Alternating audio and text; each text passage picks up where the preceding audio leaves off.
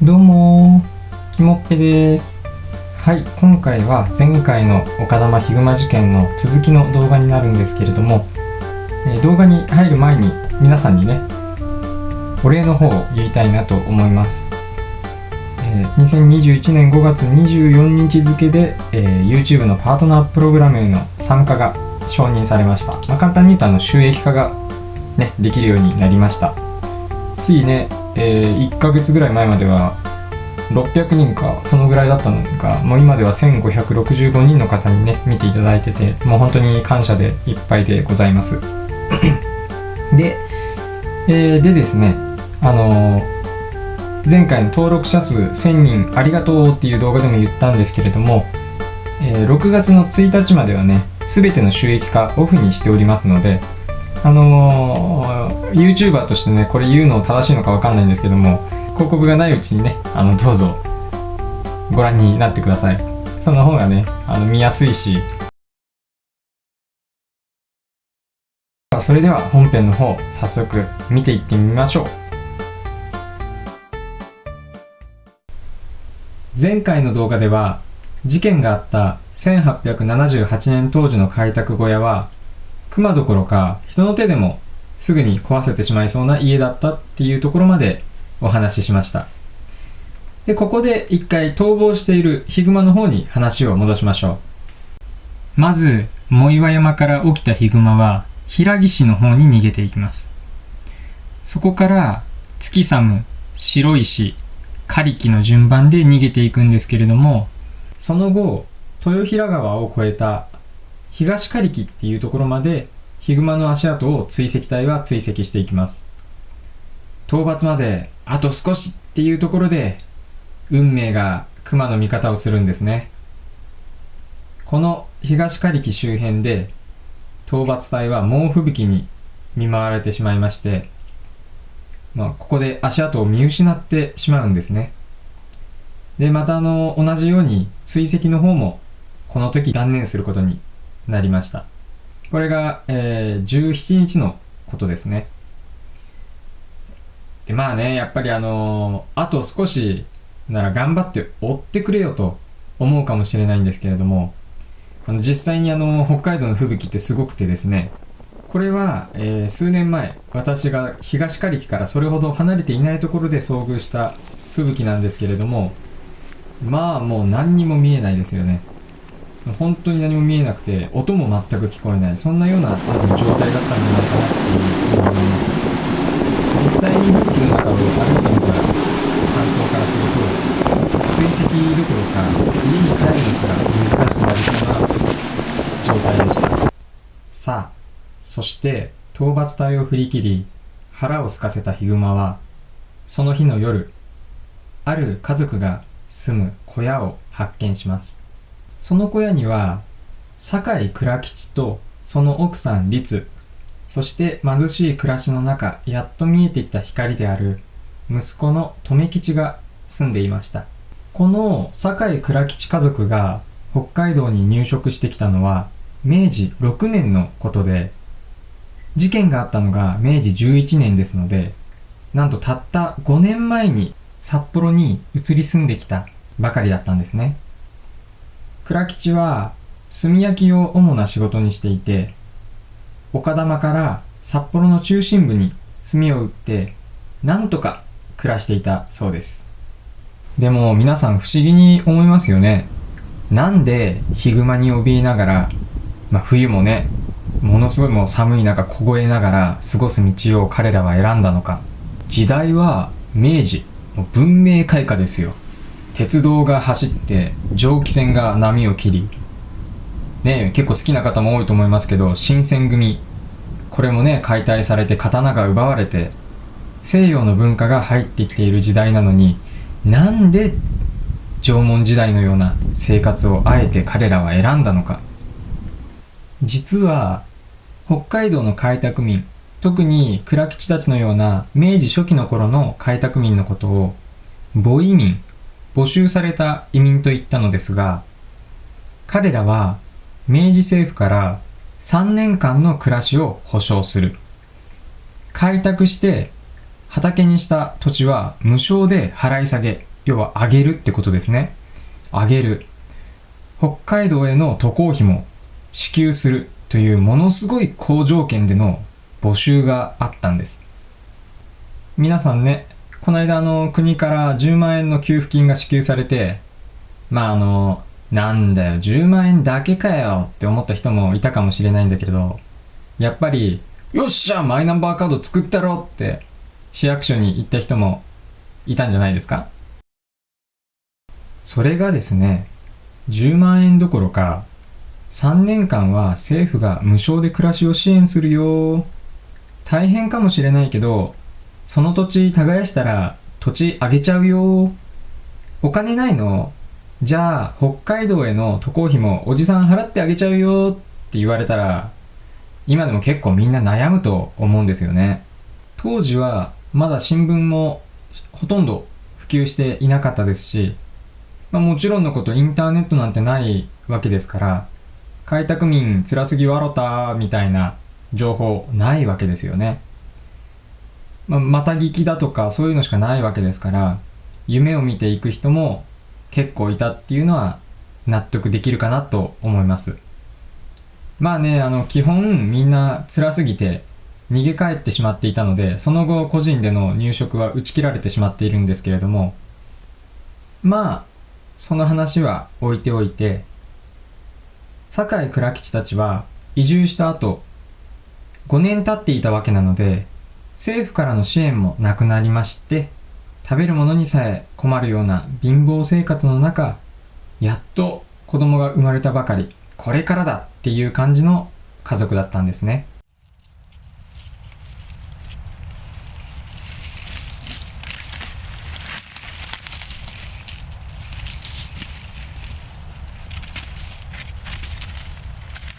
17日の深夜、寝静まった倉吉たちの家にヒグマが迫ります。木と藁でできた家、壊すのはいともたやすいことでしょう。物音に気づいたのは倉吉でした。何の音だろう。倉吉がむしろでできた戸を開けた瞬間、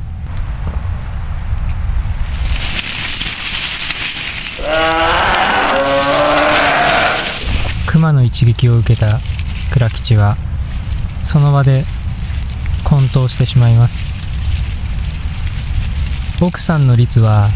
慌ててまだ立つこともできない留吉を抱き上げ、とっさに逃げ出しますが、ヒグマは逃がしません。律の頭に頭皮を剥ぎ取るほどの一撃を与え、律は重傷を負い、同時に留吉を振り落としてしまいます。なんとか外に逃げ出した律は他の村民に助けを求めに行きます。雪の上に落ちた留吉、まだ立ち上がることもできなかったであろう赤子は抗うこともできずにヒグマによって殺されました。そして主の倉吉と酒井家の貧しい生活に差した光であった留吉はヒグマによって見るも無残に食い殺されてしまいます。いかに彼らが恐ろしい殺され方をしたのか、この事件に関しては知る術が残されています。それは彼らがヒグマに食べられた後の慣れの果て、倉吉の腕と留吉の足、律の頭皮と髪の毛が現在もホルマリン漬けにされて保存されています。現在は展示されなくなったこの資料を見る方法が2つあります。私の方からは、あまりお勧めできないんですけれども、過去に一般公開された資料であることから、現在でもインターネット上でその画像は見ることができます。私の方では、察してくださいっていうことで検索ワードの方はお教えできないんですけれども、興味がある方は調べてみてください。その資料というのは面白半分ではなく、我々が今住む北海道の開拓民がどのような環境の中でどれだけ必死に暮らしてきたかを知ることができる数少ない資料です。もう一つこの資料を見る方法があって、門崎さんと犬飼さん、この2人はどちらも日本の哺乳類研究の第一人者の方なんですけれども、お二人が北海道新聞社から2000年に出版したヒグマという本にこのホルマリン漬けの写真が掲載されています。ただこの本すでに絶版になっていますので、インターネット上に出回っている数には限りがあるかと思います。彼らのような犠牲の上で私たちが今の世の中を生きられていることは決して忘れてはいけないことです。心の中だけでも黙祷してもらえたらなと思います。さあ翌日、事件を聞きつけた討伐隊が坂井家に向かうと、家からすぐのところに九段のヒグマを発見し射殺しました。皮肉にもですね、一度大きな獲物を取ったヒグマっていうのはその獲物を土に埋めて保存する習性があって、その大きな獲物を数日かけて食べるため、人が殺された後なんかはその場所に留まっているっていうことがとても多いんですね。で、そのため現場周辺で駆除されるっていうことが多くあります。で、このクマを解剖したのは現在の北海道大学の前身である札幌農学校の1期生と2期生たちだったんですけれども、この解剖を行った中には旧五千円札に印刷されていた新渡戸稲造など、皆さん知ってる方もいると思うんですけれどもがいたんですね。でね、やんちゃな年頃の大学生やらかすんですね。これは大島正武さんという方が書き記したクラーク先生とその弟子たちという回想録に詳しい状況が書かれています。これ音読しますね。思わぬ材料に恵まれ歓喜の声を上げた学生たちはペンハロー指導教授のもとに早速解剖実習に取り掛かった。教授の目をかすめて2、3の者が密かに1階の肉を切り取った。そして休息時間を待ちかねて部屋に飛び込んだ。やがてその肉片が燃え盛る炭火の上にかざされた。そして醤油に浸すもの、口に投げ込むもの、我も我もと珍しい肉を噛みしめていたが、誰言うとなく、熊の肉は臭いな、恐ろしく硬いな、という声がほとばしり出た。ねえ、知ってか知らずかとんでもない、彼ら食べてしまったんですね、人を食った後の熊の肉を。帝国になって死の呼ぶ声に一同は何食わぬ顔をして解剖室に集まり、手にメスを振るって内臓切開に取り掛かったが、元気の良い学生の一人が嫌に膨らんでいる大きな胃袋を力任せに切り開いたら、ドロドロと流れ出した内容物で、ここすいません、ピー音ですね。ピーの頭巾がある、ピーがある、ピーの引きむしられた髪の毛がある。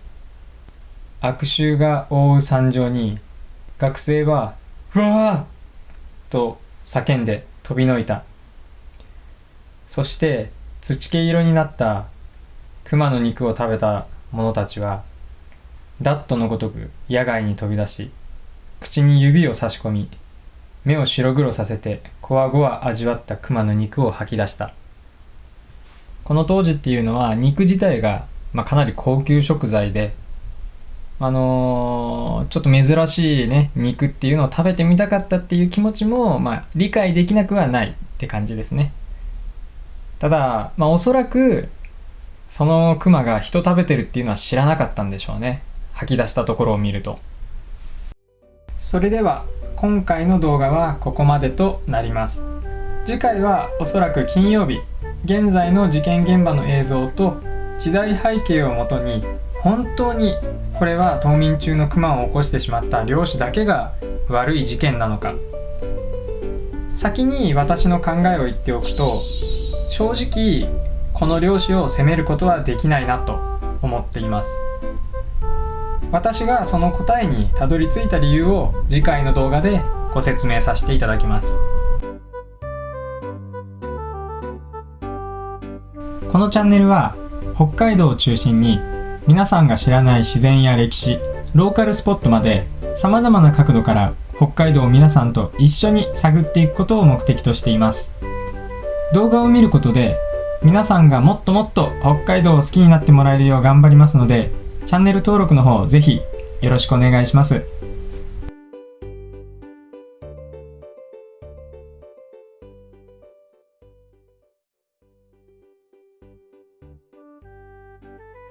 はい。で、ちょっと余談なんですけれども、本当はね、当初は